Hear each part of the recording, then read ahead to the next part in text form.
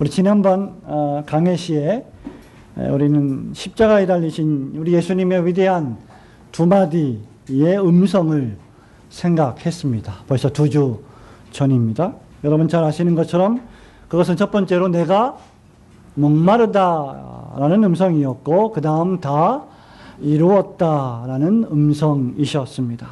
이 두 마디를 마치시고 우리 예수님 고개를 숙이시고 돌아가셨다라고 성경은 기록하고 있었지요.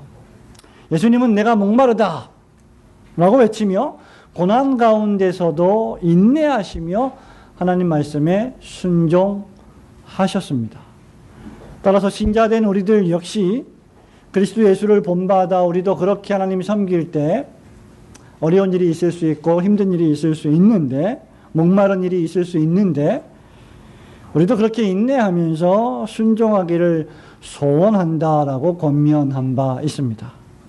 뿐만 아니라 우리 예수님께서 하나님께서 하라고 맡기신 일들을 하나도 남김없이 다 마치셨고, 그리고 나서 십자가에서 이제 비로소 내가 다 이루었다. It is finished. 끝났다. 이루었다. 라고 말씀하셨습니다. 그러므로 우리도 주님께서 맡겨주신 사명을 마치고 우리의 마지막 숨이 끊어질 때, 그 바로 직전에 우리도 주님 감사합니다. 주님 나에게 하라고 하신 일을 다 이루었습니다. 라고 외치면서 우리의 인생을 마감해야 된다라고 말씀드린 바 있습니다. 그렇게 될 때 시편 기자가 노래했던 것처럼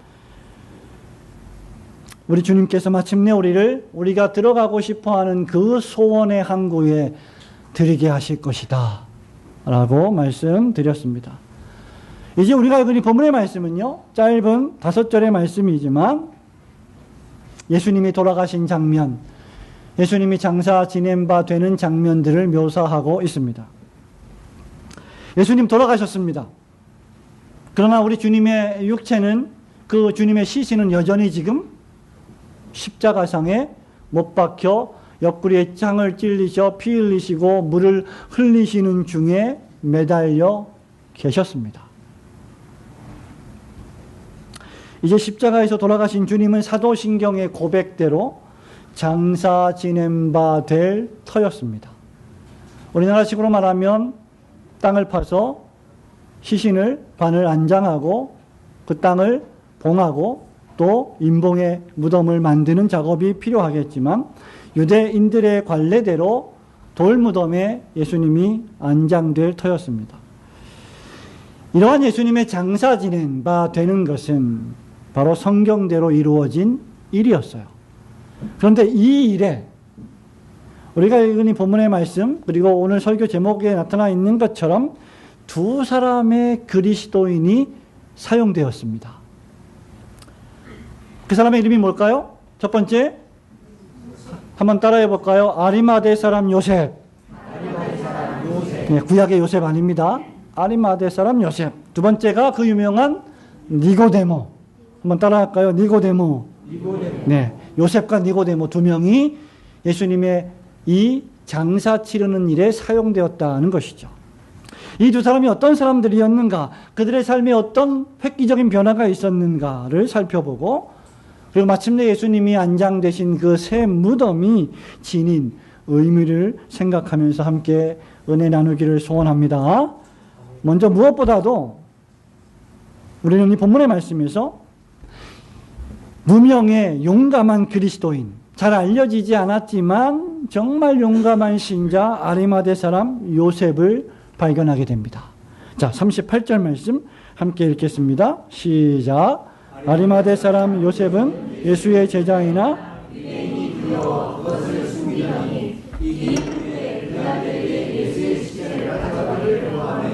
빌라도가 허락하는지라 이에 가서 예수의 시체를 가져가니라. 아멘.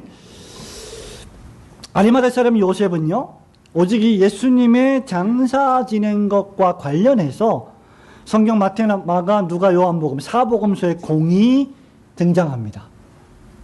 아리마대 사람 요셉에 대해서는 구약에 우리가 잘 알고 있는 야곱의 12아들 가운데 한 명인 요셉이라는 이름만큼이나 유명한 사람은 아니었어요. 도리어 이 사람은 전혀 이 성경 외에 다른 곳에서 한두 곳, 두세 곳 정도 외에는 전혀 우리에게 알려지지 않은 인물이었습니다. 우리 유행가 가사 가운데 이런 가사 있죠? 이름도 몰라요, 성도 몰라요. 유행가 가사지만 어떤 사람을 모를 때, 그 사람을 모를 때 이름도 모르고 성도 모르는 거예요. 그 사람에 대해서 아는 게 별로 없습니다. 잘 알려지지 않은 사람이에요. 아리마대 사람 요셉에 대해서 길게 설명한 복음서나 서신서도 없습니다. 베드로, 사도 바울, 야고보, 우리가 읽은 유다, 이런 인물이 아니었다는 것이죠. 예수님의 12제자도 물론 아니었습니다. 예수님의 12제자 가운데 수제자 누구죠? 우리 친구들? 베드로, 야고보, 요한, 세 사람. 수제자 가운데 수제자들이었어요. 유명한 사람들이죠. 베드로, 야고보, 요한 모르는 사람 있습니까? 예수 믿는 신자치고 없어요. 유명한 사람입니다. 그런데 구약의 요셉이나 신약의 많은 제자들에 비하면요, 이 아리마대 사람은 그저 알려지지 않은, 유명하지 않은 평범한 사람이었던 것입니다. 공간복음서에 보면요, 이 사람이 그런데 사내들인 공의의 회원이었고, 따라서 상당히 부자였으며, 특별히 마가복음 15장 43절이나 누가복음 23장 51절에 보면 이 사람은 하나님의 나라를 고대하고 기다리는 사람이었다라고 기록을 하고 있습니다. 그러니까 이미 신앙심이 아주 투철한 사람이었었다라는 것이죠. 요한은 38절에서 이 아리마대 사람 요셉을 어떻게 설명해요? 어떻게 소개해요? 예, 38절에서 예수의 제자라고 소개합니다. 예수의 제자입니다. 그런데 물론 이러한 신앙심이 투철하고 좋았던 이 요셉조차도 예수님의 제자이긴 했지만 예수님을 못 박아 죽이려고 했던 유대인들을 두려워했다라고 했습니다. 아무리 신앙이 좋은 사람이라도 사람을 죽이려고 하는 핍박이 몰려들어오면 두려워하게 되어 있는 것이죠. 그래서 자신이 제자인 것을 아주 밝히 드러내지 못했던 인물이었습니다. 나 예수 믿는 신자요, 이렇게 말하지 못했던 사람이라는 것이죠. 그런데 오늘 바로 이 무명한 신자였던 요셉이 오늘 본문에서 대단히 용감무쌍한 그리스도인으로 묘사되고 있어요. 왜 이 사람이 용감무쌍한 신앙인이었습니까? 뭘 요구했습니까? 빌라도에게 예수의 시신을 내가 가져가겠습니다, 나한테 주십시오라고 청구했습니다. 여러분, 이건 대단히 어려운 일이에요. 이것은 쉬운 일이 결코 아닙니다. 범인이 할 수 없는 일이었습니다. 요셉은 아마도 제자로서 먼 발치에서 자신의 흠모했던 사랑하는 스승이신 예수님이 죽는 것을 보았을 것입니다. 그것을 보면서 앞에 나서지 못하는 자신의 믿음 없음을 한탄하면서 자신의 비겁한 태도를 질책했을 것입니다. 하지만 그 이후 보세요. 38절에 이 일 후에, 어떤 일 후에요? 유대인이 두려워 그것을 숨겼는데 그 일 후에, 그 과정 속에서 예수님이 십자가에 돌아가신 그 일 후에 빌라도에게 예수의 시체를 가져가기를 구했다, 요구했다는 겁니다. 부탁했다는 것이 아니라 요구했다는 거예요. 아마도 이것은 이 사람이 아까도 말씀드렸다시피 사내들인 공의회의 의원이었기 때문에 가능했을 것입니다. 예수님의 제자들이, 또 예수님의 어머니나 예수님의 형제들이 이 예수님의 시신을 가져가서 장사를 치르기를 원했겠지요. 그러나 감히 그 말을 아무도 할 수가 없었던 겁니다. 대신 아리마대 사람 요셉이 그 일을 수행한 것이죠. 동시에 이것은 또한 예수의 죽음을 마땅히 여긴 다른 의원들에게 비난을 살 만한 행동이기도 했습니다. 그렇지 않겠습니까? 지금 예수님은 무엇 때문에 십자가에 달려 돌아가셨어요? 사람들을, 시민들을, 히브리인들을, 유대인들을 선동한 죄, 선동죄로 지금 기소를 당해서 십자가에 죽은 겁니다. 다시 말하면 반역, 음모를 저질러서 유대인의 왕이 되고자 했던 그런 음모 때문에 붙잡혀 죽은 사람이에요. 쉬운 말로 하면 뭡니까? 예수님은 이 사람들이 볼 때 역적이죠. 왕의 자리를 탐한, 모반한 음모를 꾸민 사람입니다. 근데 그러한 사람의 시신을 달라고 한다면 같이 죽을지도 모르는 위험을 감수하는 행동이 되는 겁니다. 요셉은 그들로부터 따돌림을 당하든지 요셉은 그들로부터 어떤 핍박을 당하든지 관계없이 스승을 향한 제자로서의 예의를 갖추기를 원했던 것입니다. 이것은 대단한 용기를 필요로 하는 일이었습니다. 당시 범죄자의 통상적 시신의 처리는 어떠해야 했느냐? 가족이나 친척에게 넘겨졌지만 이런 경우에는 심각한 이 모반의 죄, 역적의 죄, 음모의 죄, 이런 죄를 제외하고는 가족들에게 넘겨졌어요. 그러나 단 한 가지, 아까도 말씀드린 바와 같이 나라를 뒤집어 엎으려고 하는, 왕이 되려고 하는 이 모반의 죄로 인해서 십자가 처형을 받아 죽은 죄수들은, 반란을 선동한 죄수들은 십자가에 매달린 채 장사 지내는 것도 허락되지 못한 채 독수리의 밥이 되게 하는 것이 당시의 관례였습니다. 그러나 우리 요셉은 예수님의 시신을 그렇게 방치할 수가 없었던 것이죠. 성도 여러분, 그래서 그들은 이 요셉의 감히 방자한 요청에 분노했겠지만 어떻게 보면 하나님의 섭리 가운데 빌라도는 유대인에게 또 한 방 먹이려는 속셈으로 그 시신을 내어줬을 수도 있을 것입니다. 어떤 경우에든지 성경대로 지금 예수님은 장사 지낸 바 되기 위하여 이런 일들이 벌어진 것입니다. 그 일에 아리마대 사람 요셉이 사용된 것이죠. 이 말씀을 통해서 우리는 이런 생각을 가지셔야 합니다. 우리 주변에 우리가 잘 모르지만, 알려져 있지 않지만, 알려진 바 없지만 무명의 용감한 신자들이 도처에 있다는 사실에 위로를, 용기를 얻으셔야 합니다. 하나님께서는 여기저기에 유명하지 않지만 용감한 신자들을 두셨어요. 우리 눈에 잘 안 보일 뿐이고 우리 눈에 잘 안 띄일 뿐이지 하나님은 그런 사람들을 통해서 하나님의 역사를 이루어 가고 계십니다. 구약을 보십시오. 아하방의 선지자들과 싸우면서 고군분투했던 구약의 위대한 선지자 누구였습니까? 엘리사가 갑절의 영감을 구했던 그의 스승 엘리야.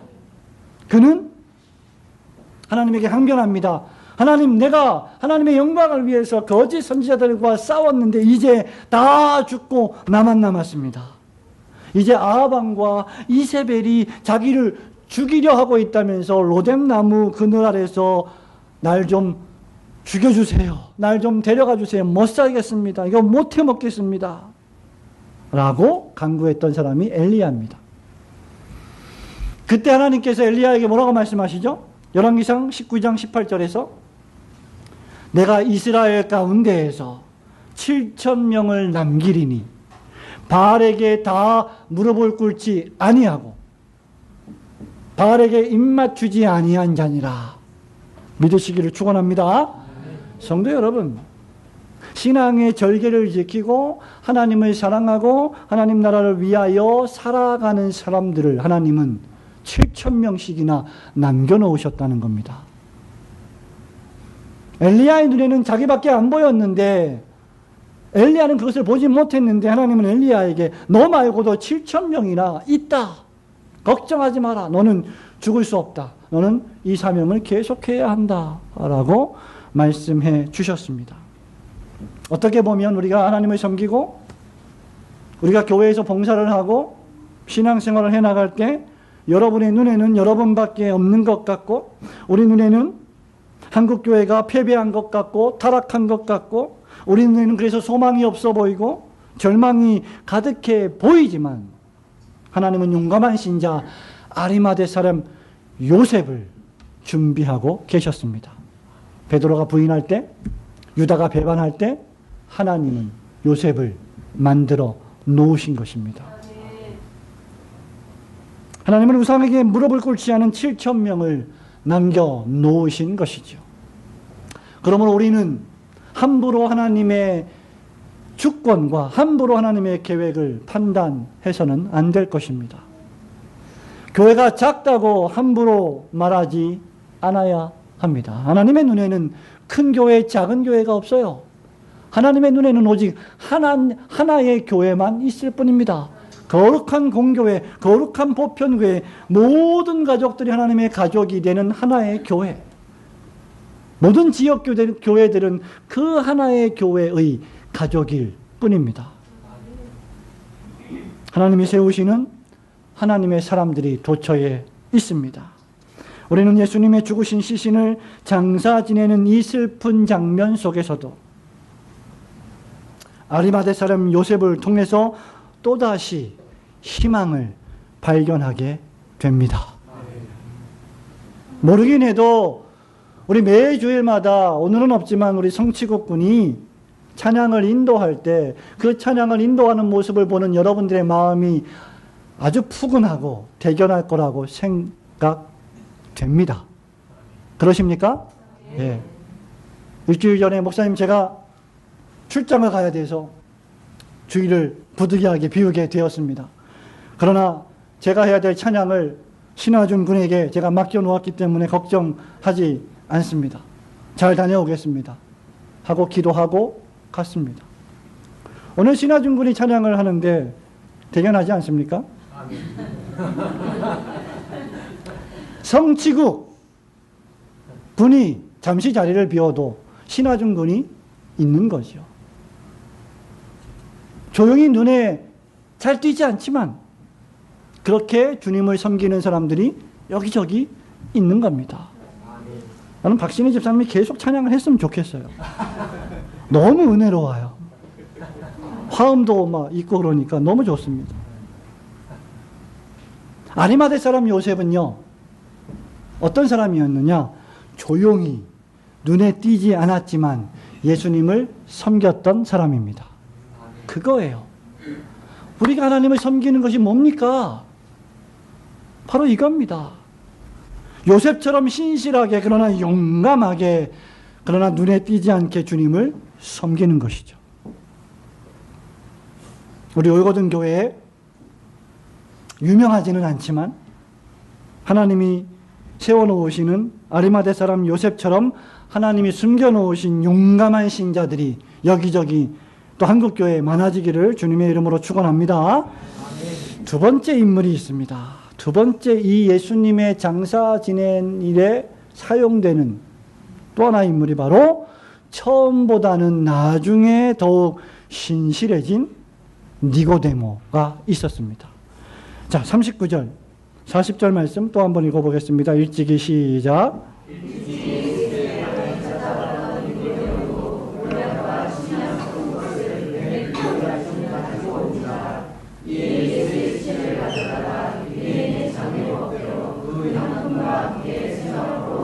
아멘. 이 본문의 말씀을 읽어보면 나중된 자가 먼저 된 자 같은 니고데모를 생각하게 됩니다. 여기 니고데모는 여러분이 너무나 잘 아시는 것처럼 요한복음 3장에 기록된 유대인의 관원, 동시에 산헤드린 공의회의 의원이었던 관원 니고데모였습니다. 본문에서 요한은 이 니고데모가 어떤 사람이라고 소개하고 있죠? 본문에 39절에 이게 가슴 아픈 말이에요. 어떤 사람? 일찍이 예수께 밤에 찾아왔던 니고데모. 여기에 니고데모의 인생의 역정이 다 들어가 있는 거죠. 니고데모 하면 어떤 사람? 과거에 예수님을 찾아왔었는데 언제? 밤에 조용히 은밀하게 아무도 모르게 일찍이 찾아왔던 사람. 여기 일찍이란 말은 니고데모가 예수님을 만난 것이 상당히 오래된 일이라는 것이죠. 이미. 그리고 밤에라는 말은 자신의 신분을 숨기고 예수를 만나는 것 때문에 자신이 불이익을 당하지 않게 하기 위해서 예수님과의 만남을 꺼려했던 사실을 알려주고 있습니다. 그러니까 성경은요, 어떤 인물을 기록할 때 좋은 것만 기록하지 않아요. 제가 지난주에도 말씀드렸습니다만 지지난주에도 사람들의 실패를 다 기록합니다. 사도 바울을 볼까요? 디모데 전서 후서에서 바울을 뭐라고 본인이 고백을 합니까? 내가 전에는 죄인 중에 괴수인데 세 가지. 핍박자요, 포행자요, 박해자였다. 그러나 이제는 하나님의 은혜를 힘입어서 말씀을 전하는 선포자와 교사로 세우심을 입었다. 그죠? 이 말은 성도 여러분, 니고데모의 수치를 드러내고 있는 말입니다. 니고데모는 예수님 일찍 만났습니다. 예수님을 알았습니다. 예수님과 대화를 나누었습니다. 그러나 여전히 그는 수많은 제자들처럼 예수님의 말씀을 이해하지 못했어요. 아, 이 말씀 어렵도다. 예수님, 중생이 뭡니까? 거듭남이 뭡니까? 거듭나지 아니하면 천국을 보지 못한다 그랬는데 그러면 내가 엄마 뱃속에 들어갔다가 다시 태어나야 됩니까? 이 말을 누가 했어요? 산헤드린 공의회 의원인 니고데모가 한 말이에요. 우리 주님 말씀하시죠. 성령으로 아니하고는 너는 하나님 나라에 들어갈 수조차 없는 게 아니라 볼 수조차 없다. 니고데모는 육신적으로만 생각했습니다. 예수님은 다시 태어나는 중생을 이야기하였고 죄사함을 설명했지만 니고데모는 그것을 영적으로 받아들이지 못하고 예수님을 이해할 수 없는 허상이라고 여겼습니다. 그러나 그랬던 니고데모가 이제는 일찍이 밤에 예수께 찾아왔던 니고데모도, 그죠? 아리마대 사람 요셉처럼, 용감한 요셉처럼 밤이 아니라 이제 언제 와요? 낮에. 다 보는 데서 밝히 공개적으로 모든 사람들이 볼 수 있는 낮에 예수님을 찾아온 것입니다. 로너드 카슨 박사는 미국의 유명한 신약학자인데 이를 가리켜서 이렇게 말합니다. 어두움에서 빛으로 걸어 나오고 있음을 보여주는 것이다. 오래 걸렸지만, 주님 앞에 나오는 것이 오래 걸렸지만, 그리고 조금 더디고 느렸지만 그는 결국 빛으로 나왔습니다. 그는 결국 다시 예수께로 돌아왔습니다. 많은 사람들을 만나보면 이런 이야기를 합니다. 목사님, 저는 옛날에 교회 다녀봤습니다. 저도 알 것 다 알고요. 저도 들을 것 다 들었고요. 경험할 것 다 경험했습니다. 저도 옛날에 교회 다녀봤습니다. 지금은 안 다닌다는 거죠.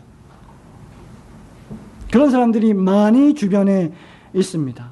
중요한 것은 니고데모처럼 다시 대낮에 예수님 앞에 나오는 믿음의 결단입니다.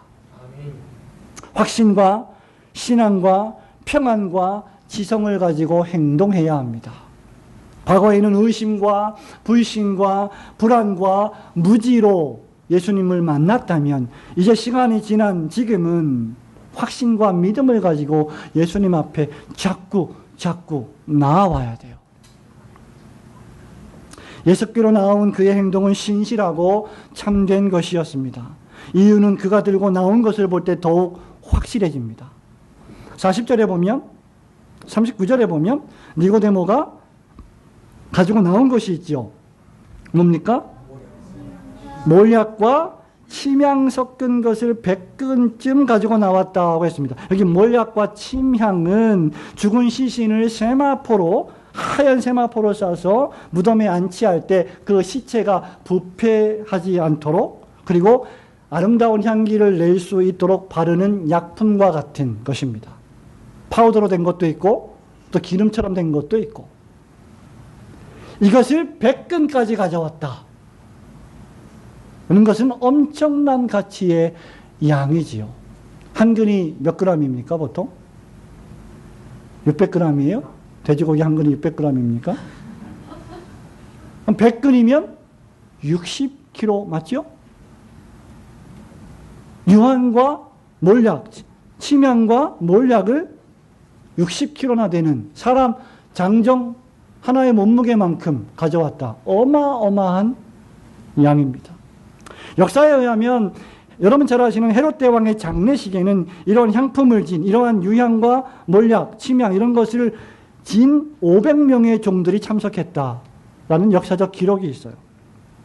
율법학자 여러분 잘 아시는 가말리엘 1세의 장례 때는 약 150근 정도의 향품을 태웠다라고 합니다. 사람이 죽을 때. 가말리엘 1세가 죽을 때 150근 되는 기름을 100kg이나 되는 기름을 불태워서 향기를 냈다라고 말하고 있습니다. 이런 향품은 여러 겹의 세마포와 시신에 바르고 뿌려졌고 그 세마포로 예수님의 시신을 쌌습니다. 니고데모는 더 이상 과거에 소심하고 무지한 니고데모가 아니었습니다. 그는 용기 있는 신실한 신자로 지금 변해 있었던 것이죠. 그래서 우리가 변해야 돼요.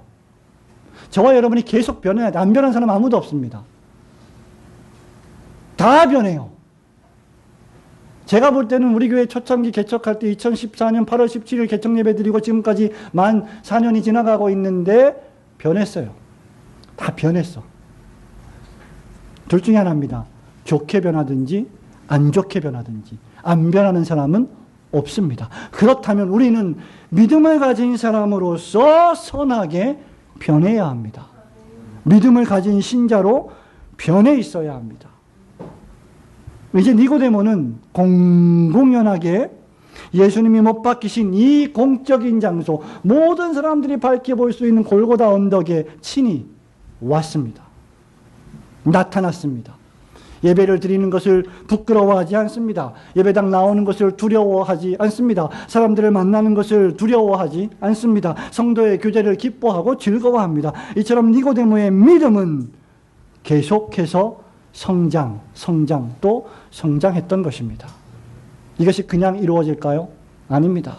끊임없는 하나님의 말씀과의 교제, 예배, 기도, 개인 경건을 통해서 배양되는 것입니다. 그러므로 우리 중에 아직 여러분들 보시기에 누군가가 아직 연약하다면 그를 무시해서는 안 될 것입니다. 하나님이 언제 그를 바꿀지 모르는 일이기 때문이지요. 그가 나중에 니고데모가 될지 우리는 모르기 때문입니다. 우리가 할 일은 부지런히 그런 사람들에게 그리스도의 복음을 전하는 것뿐입니다. 어떤 사람의 믿음이 너무 절하지 않을 때, 성장하지 않을 때 우리는 쉬이 낙심합니다. 내 남편이, 내 아내가, 내 자녀들이, 내 부모님이 예수 믿는 신자답게 행동하지 못할 때 내 기준으로, 내 판단으로 그들을 쉽게 정죄하고 절망하고 낙심할 때가 있습니다. 예수를 믿는다는 사람들이 아름답고 경건하게 변하지 않을 때 우리는 절망합니다. 그들을 사랑하기 때문이죠. 신자들의 성장이 느리고 더디다고 여겨질 때 우리는 그들을 포기하게 되기도 합니다. 그러나 주님의 법칙은 무엇입니까? 과수원에 아침 9시에 왔든지 12시에 왔든지 오후 3시에 왔든지 나중된 자가 먼저 되고 먼저 된 자가 나중되어 모든 은혜를 동일하게 받는 것이 주님의 법칙입니다. 하나님의 은혜는 각자에게 시간이 필요할 뿐이지 그가 정말 하나님의 성령이 내주하시는 진실한 신자라면 반드시 열매를 맺게 되어 있습니다. 이 싸움이에요. 신앙이란 이 싸움입니다.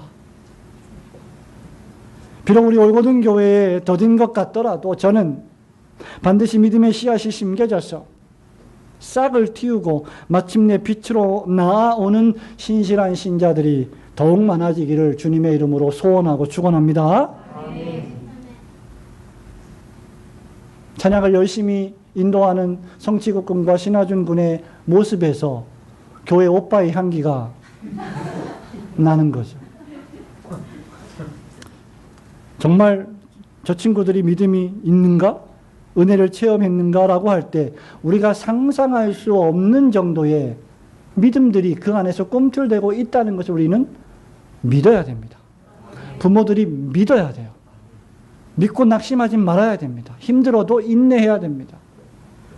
물론 그 과정 속에는 많은 고투가 있겠지만 말입니다. 마지막 세 번째 우리가 생각해 볼 교훈은 이것입니다. 결국 이 두 사람이 예수님을 장사 지냈습니다. 그리고 예수님은 아직 사람을 장사한 일이 없는 새 무덤에 안치되셨습니다. 41절 말씀, 42절 말씀 함께 읽습니다. 예수께서 시작. 예수께서 십자가에 못 박히신 곳에 동산이 있고 동산 안에 아직 사람을 장사한 일이 없는 새 무덤이 있는지라. 이는 유대인의 주일이요 또 무덤이 가까움으로 예수를 거기 두니라. 아멘. 이 아름다운 두 사람, 아리마대 사람 요셉과 니고데모에 의하여 예수님은 세마포에 쌓여졌고 장사 지내게 되었습니다. 누군가 나를 장사 지내주는 것만큼 행복한 일이 또 있을까를 생각해 보신 적이 있습니까? 나중에 내가 죽을 때 누군가 나를 장사 지낼 사람이 없다면 그것만큼 죽고 나서 불행한 일이 어디 있겠습니까? 물론 죽고 난 뒤에 알 수가 없겠지만 말입니다. 요셉과 니고데모는 그들이 할 수 있는 가장 최고의 최선의 일을 해내었습니다. 그리고 이 일에는 용기가 필요했어요. 이제 요셉과 니고데모는 예수님을 동산 안에 있는 새 무덤에 안치했습니다. 여기 이 무덤이 어떤 무덤이라 그랬어요? 새 무덤. 어떤 새 무덤? 아직 사람을 장사한 일이 없는 새 무덤. 그죠? 아주 정확하게 잘 읽었어요. 많이 칭찬해요. 근데 이 새 무덤이 위치한 곳이 어디였습니까? 예수께서 십자가에 못 박히신 곳에. 그죠? 아주 가까운 곳에 있었어요. 그래서 예수님을 장사 지내기가 아주 신속했고 용이했던 것이죠. 여기 새 무덤은 동산에 있는 동굴이었습니다. 사람을 장사한 적이 없는, 비어있는, 아무도 없는, 한 번도 죽은 사람을 모신 적이 없는 새로운 무덤이었고 단순히 동산 안에 있는 동굴 무덤이었습니다. 요셉과 니고데모는 주님을 바로 여기에 안치했어요. 다음 날이 안식일이었죠. 그러니 예수님이 못 박히신 곳에서 가장 가까운 장소였던 이 동산이 예수님을 장례 치르기에는 아주 알맞았던 것으로 보입니다. 요셉과 니고데모가 예수님을 이 무덤에 장사 지내고 요셉이 돌로 이 무덤의 입구를 막았습니다. 그래서 우리가 이제 20장, 21장에 보면 마리아가 예수님을 보고 싶어서 오게 되죠. 그때 뭐가 옮겨진 것을 발견하게 돼요? 돌 무덤의 문이 옮겨진 것을 발견하게 됩니다. 그 돌 무덤의 문을 요셉이 막아 놓았던 것입니다. 아더 핑크 목사님은 영국의 유명한 강해 설교자인데 여기 이 무덤이 동산에 있는 새 무덤이었다는 점에 주목하며 이렇게 말합니다. 첫째 아담은 바로 동산에서 죽음을 낳는 씨를 뿌렸었다. 여기에서도 마찬가지로 불멸의 생명 안에서 많은 열매를 낼 씨가 뿌려진 것은 바로 동산에서였다. 첫째 아담은 에덴 동산에서 죽음의 씨앗을 뿌렸지만 둘째 아담은 바로 이 죽음의 동산에서 생명의 씨앗을 뿌린 것입니다. 그래서 예수님의 이 새 무덤은 죽음의 무덤이요 장래의 무덤이었지만 동시에 부활의 무덤이요 새 생명의 무덤이었던 것입니다.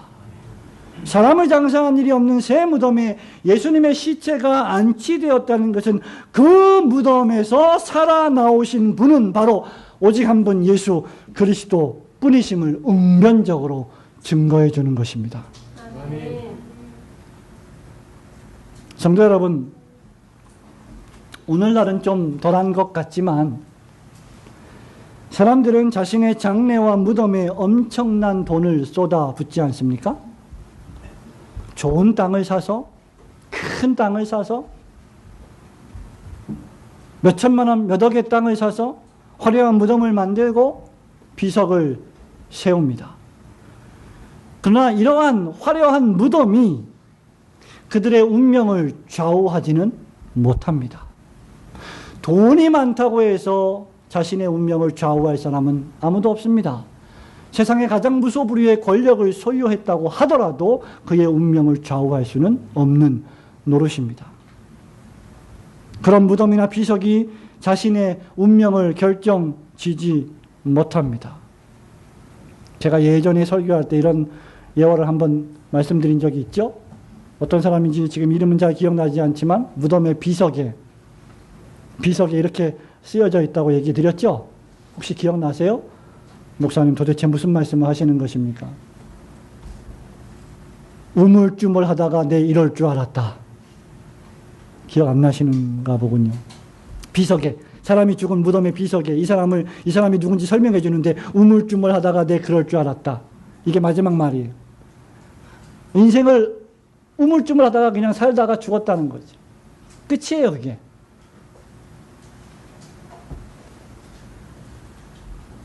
성도 여러분, 저와 여러분이 어떻게 사는 것도 중요하지만 어떻게 죽는 것도 중요합니다.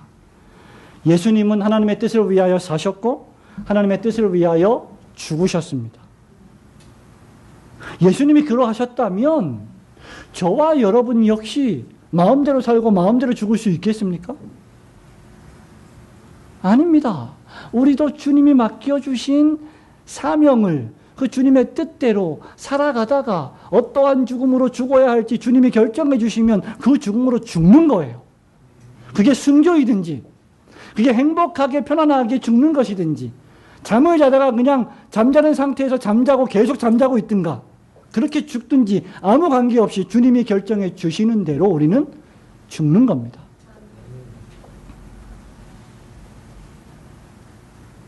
예수님은 하나님의 뜻을 위하여 살았고 하나님의 뜻을 위하여 죽으셨죠. 하나님의 능력으로 부활하셨습니다. 그러므로 진정한 신자는 그저 죽는 것을 두려워해서는 안 될 것입니다. 왜냐하면 모든 신자들이 그리스도를 따라 마지막 날에 다 부활할 것이기 때문입니다. 도리어 우리는 뭘 두려워해야 하냐면 믿음 없이 죽는 것을 두려워하셔야 됩니다. 여러분의 자녀들이 죽을 때 신앙 고백을 하지 못하고 죽는 것을 두려워하셔야 돼요.